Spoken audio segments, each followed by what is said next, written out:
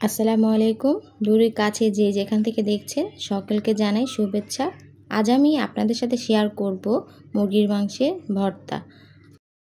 এখানে নিয়েছি মুরগির মাংস, এতে এখন দিব আদা বাটা, পেঁয়াজ বাটা, রসুন বাটা, হলুদ মরিচ ও জিরার গুঁড়া এবং দিয়ে দিব মাংসের মশলার গুঁড়া সামান্য, যাতে ব্রয়লার মুরগির স্মেলটা না আসে।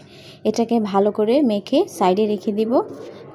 প্যানের মধ্যে দিয়ে দিলাম সরিষার তেল ও 4টে শুকনো মরিচ, অল্প আঁচে মুচমুচু করে ভেজে নেব। এখন দিব রসুন ও পেঁয়াজ, এটাকে লাল লাল করে ভেজে বেরেস্তা করে তুলে নেব। বেরেস্তা থেকে তেলটাকে ভালো করে চিপে রেখে দেব।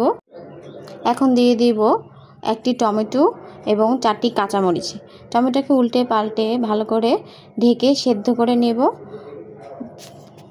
টমেটোটা সেদ্ধ হয়ে গেলে তুলে নেব এবং একই প্যানে দিয়ে দেব আগে থেকে মেখে রাখা মুরগিটাকে একটু ভালো করে নেড়েচেড়ে ভেজে দিয়ে দেব একটু পানি সেদ্ধ হওয়ার জন্য। সামান্য পানি দিয়ে ভালো করে নেড়েচেড়ে ঢেকে দিব সেদ্ধ হওয়ার জন্য। সেদ্ধ হয়ে এলে কিছুক্ষণ পর উল্টে পাল্টে ভালো করে ভেজে নেব। একদম ভাজা ভাজা হয়ে গেলে চিকেনটাকে তুলে নেব।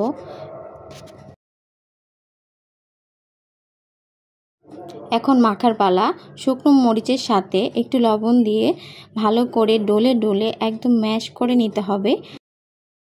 অ্যাড করব পেঁয়াজ কুচি ও ভেজে রাখা রসুন, পেঁয়াজ ও টমেটো। চিকেনটাকে হাড় ফেলে হাত দিয়ে ঝুরি ঝুরি করে নিয়েছি। সবার শেষে দিয়ে দিব ধনেপাতা। সব কিছু একসাথে ভালো করে মেখে নেব। এই ভর্তাটা দিয়ে 1 প্লেট ভাত খেলে পোষাবে না, 2 প্লেট ভাত অনায়াসে শেষ হয়ে যায়। সবার বাসায় এই রেসিপিটা ট্রাই করে দেখবেন, এর স্বাদ জিভে লেগে থাকার মতো। সবাই ভালো থাকবেন।